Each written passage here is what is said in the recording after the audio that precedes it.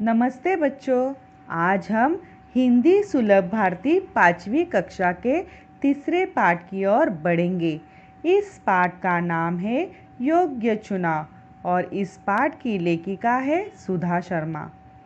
इस पाठ की लेखिका हमें क्या संदेश देना चाहती है, यह हम पहले जानेंगे। इस पाठ का संदेश जो लेखिका को प्रेरित है वह यह है कि किसी भी व्यक्ति की खूबसूरती उसके बाह्य रूप से नहीं बल्कि आंतरिक गुणों से जानी जाती है। भले आप बाह्य रूप से कितने भी अच्छे दिखते हो या दिखाने की कोशिश करते हो, यदि आपके आंतरिक गुण अच्छे ना हो तो बाह्य रूप से खूबसूरत दिखना किसी भी काम का नहीं होता। इसका मतलब हमें हमेशा अपने आंतरिक गुणों को बढ़ाना है और अपना आंतरिक मन और सोच अच्छी कैसे बने इस पर ध्यान देना है, क्योंकि आप मन से जो सोचते हो वही आपके शब्द बनते हैं और आपकी कृति भी बनती है, और आपके शब्द और आपकी कृति आपका व्यक्तिमत्व बनाता है। तो हमें सोचना है कि हमें इस पाठ के युवक कर्मवीर जैसी कृति और सोच रखनी है और अच्छा व्यक्तिमत्व बनना है कि औरों जैसी आम सोच रखकर आम व्यक्ति बनना है। तो हम अब अपने पाठ की ओर बढ़ेंगे और जानेंगे कि बूढ़े मंत्री जगत राम ने अपनी जगह कैसे ईमानदार उम्मीदवार कर्मवीर को चुना। बच्चों, इस पाठ को पढ़ते पढ़ते ही मैं इसका स्पष्टीकरण करते जाऊंगी। आपको इस पाठ को एकाग्र मन से सुनना है और समझने की कोशिश करना है। तो चलिए आगे बढ़ते हैं। योग्य चुनाव। योग्य का मतलब लायक या गुण संपन्न। चुनाव का मतलब होता है चयन करना। राजा मंगलसेन के मंत्री जगतराम बूढ़े हो चुके थे। एक राजा था, उनका नाम मंगलसेन था। उनके दरबार में बहुत सारे मंत्री यानी कि मिनिस्टर थे। उनमें से एक मंत्री थे, उनका नाम था जगतराम।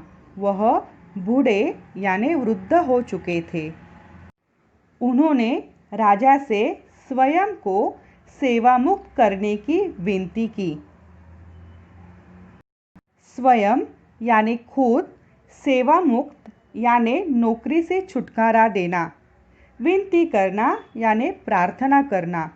मंत्री जगतराम ने राजा से विनती की कि मैं अब बूढ़ा हो चुका हूँ, इसलिए मुझे सेवा मुक्त कर दीजिए। राजा मंगलसेन ने कहा, आप पहले अपने जैसे सेवाभावी, परोपकारी और ईमानदार मंत्री का चुनाव कर लीजिए, तभी आपको सेवा मुक्त किया जा सकता है। इसके ऊपर राजा मंगलसेन कहते हैं कि आपके जैसे सेवाभावी यानी सेवा करने वाला, परोपकारी यानी दूसरों की भलाई के बारे में सोचने वाला, और ईमानदार का मतलब है सच्चा, ऐसे मंत्री का चुनाव आप करेंगे तो ही मैं आपको सेवा मुक्त करूंगा। जगतराम ने आदेश दिया, राज्य में ढिंडोरा पिटवा दो कि राज्य के नए मंत्री का चयन अगले गुरुवार को किया जाएगा। यह राजा की बात सुनकर मंत्री जगतराम ने आदेश दिया यानी आज्ञा दी कि राज्य में ढिंडोरा पिटवा दो। ढिंडोरा पिटवाना यानी घोषणा करना। यह घोषणा कर दो कि राज्य के नए मंत्री का चयन यानी कि चुनाव अगले गुरुवार को किया जाएगा। इस पद के इच्छुक 11 बजे राज दरबार में पहुँचे। हरकारे गांव-गांव में ढिंडोरा पीटने लगे।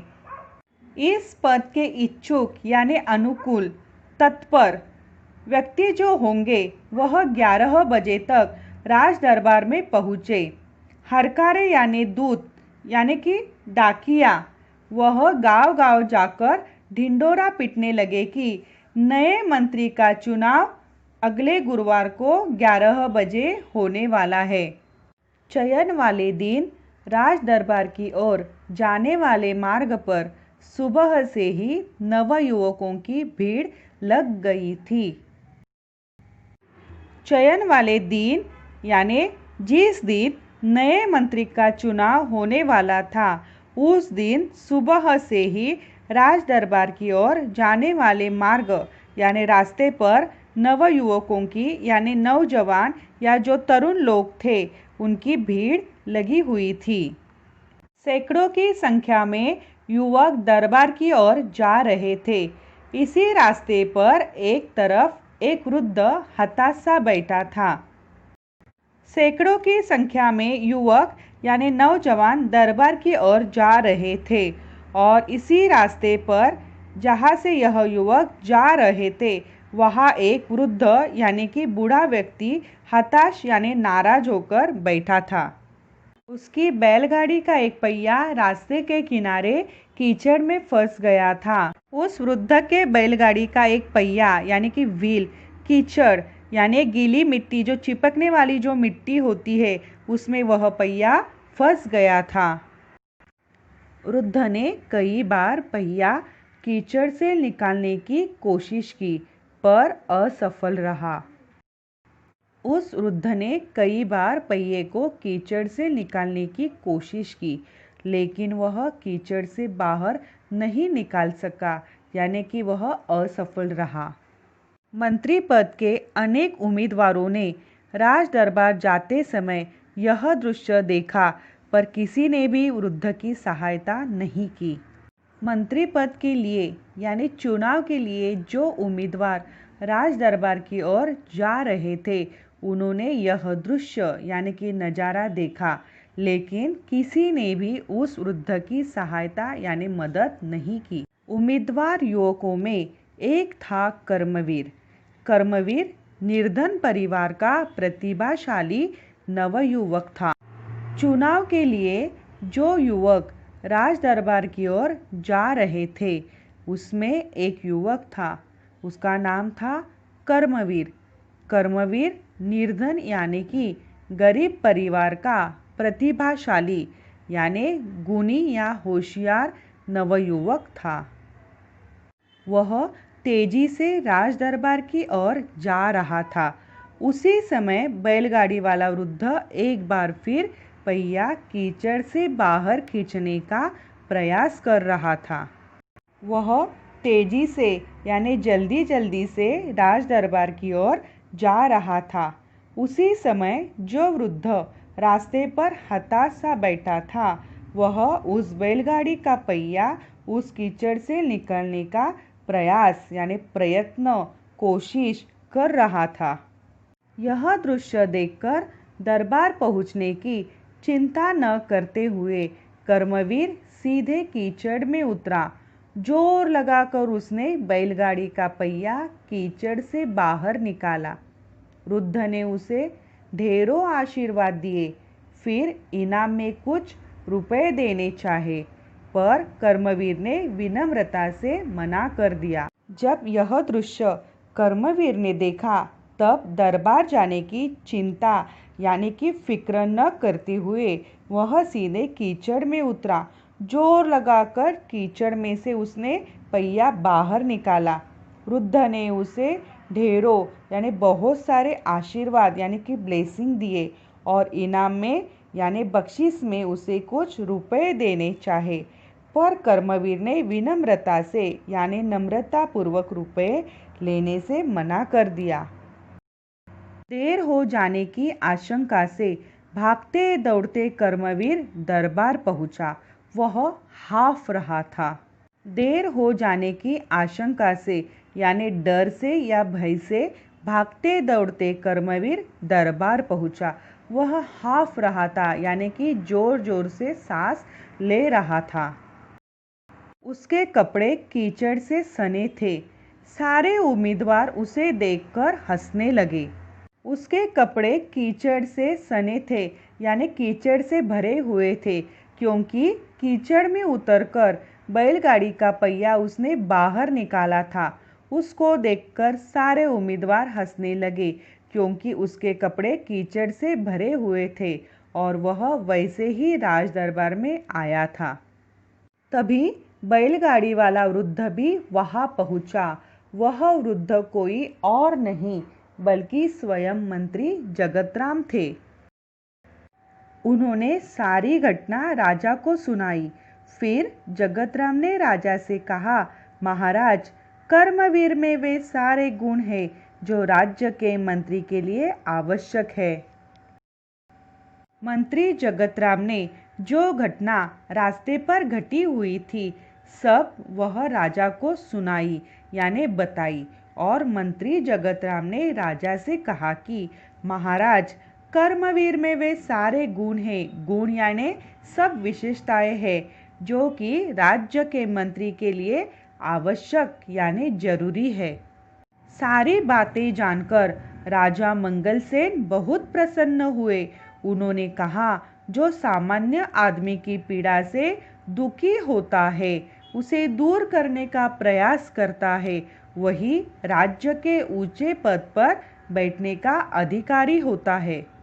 सारी बातें सुनकर राजा मंगलसेन प्रसन्न यानी खुश हुए और उन्होंने कहा, जो सामान्य यानी कि साधारण आदमी की पीड़ा यानी दुख से दूर होते हैं, उसे दूर करने का प्रयास यानी कोशिश करते हैं, वही राज्य के ऊंचे पद पर बैठने का अधिकारी होता है यानी उसे ही ऊंचे पद पर बैठने का अधिकार होता है। जगतराम जी ने योग्य व्यक्ति का चुनाव किया है। आज से कर्मवीर राज्य के नए मंत्री होंगे। जगतराम जी ने योग्य व्यक्ति का मंत्री पद के लिए चुनाव किया है, जो कि यह व्यक्ति सेवाभावी, परोपकारी और ईमानदार है। उसी समय राजा मंगलसेन राज दरबार में सबके सामने यह घोषणा करते हैं कि आज से कर्मवीर राज्य के नए मंत्री होंगे। बच्चों, इस पाठ से हमें क्या सीख मिलती है कि हमेशा बुरे वक्त में फंसे लोगों की मदद करनी चाहिए। और कर्मवीर भी क्यों चुना गया? क्योंकि उसने भी अपने बारे में न सोचते हुए पहले संकट में आए उस बूढ़े आदमी के बारे में सोचा और उसको मदद की। बच्चों, मैं उम्मीद करती हूँ कि आज जितना भी मैंने पढ़ाया है वह सब आपको समझ में आया ही होगा। अभी हम अपने गृह कार्य की ओर बढ़ते हैं। यह गृह कार्य आपको अपने हिंदी के कॉपी में करना है। यह जो कठिन शब्द आपको दिए हैं, यह आपको 5 बार लिखने हैं। उन्होंने, स्वयं, सेवामुक्त, ढिंडोरा, इच्छुक, 11, गांव, सैकड़ों, वृद्ध, पहिया, रास्ते, कीचड़, उम्मीदवार, दृश्य, कर्मवीर, प्रतिभाशाली, प्रयास, आशीर्वाद, विनम्रता, दौड़ते, हाफ, बल्कि, प्रसन्न, आवश्यक, सामान्य, अधिकारी, व्यक्ति। शब्दार्थ यह आपको एक बार लिखने हैं। सेवा मुक्त करना, नौकरी से छुटकारा देना। विनती, प्रार्थना। सेवाभावी, सेवा की भावना वाला। परोपकारी, दूसरों की भलाई करने वाला। हरकारे, दूत, डाकिए। ढिंडोरा, मुनादी या घोषणा करना। चयन, चुनाव। चाह, इच्छा। वृद्ध, बूढ़ा आदमी। कीचड़, चिपकने वाली गीली मिट्टी। उम्मीदवार, चुनाव के लिए आए हुए युवक। दृश्य, नज़ारा जिसे देखा जाए। चिंता, फिक्र। विनम्रता से, नम्रतापूर्वक। कीचड़ से सने, कीचड़ लगे हुए। स्वयं, खुद। गुण, विशेषताएं। सुयोग्य, लायक। न्याय, इंसाफ। निम्नलिखित प्रश्नों के उत्तर एक एक वाक्य में लिखिए। यह भी आपको एक बार लिखने हैं। मंत्री जगतराम ने राजा से क्या विनती की? मंत्री जगतराम ने राजा से स्वयं को सेवा मुक्त करने की विनती की। राजा मंगलसेन कैसा मंत्री चाहते थे? राजा मंगलसेन जगतराम जैसा सेवाभावी, परोपकारी और ईमानदार मंत्री चाहते थे। बैलगाड़ी वाला वृद्ध कौन था? बैलगाड़ी वाला वृद्ध स्वयं मंत्री जगतराम थे। कर्मवीर को राज्य का नया मंत्री क्यों चुना गया? कर्मवीर को राज्य का मंत्री चुना गया क्योंकि उसमें मंत्री पद के लिए आवश्यक सारे गुण थे। भागते दौड़ते कर्मवीर कहाँ पहुँचा? भागते दौड़ते कर्मवीर दरबार पहुँचा। यह जो समानार्थी शब्द यानी कि समान अर्थ वाले शब्द आपको एक बार लिखने हैं। इनको पर्यायवाचक शब्द भी कहा जाता है। बूढ़ा, वृद्ध, ईमानदार, नेक, चिंता, फिक्र, चयन, चुनाव, प्रसन्न, खुश, मदद, सहायता। तो बच्चों, आज के लिए सिर्फ इतना ही। अभी हम मिलते हैं अगले वीडियो लेक्चर में। तब तक के लिए धन्यवाद।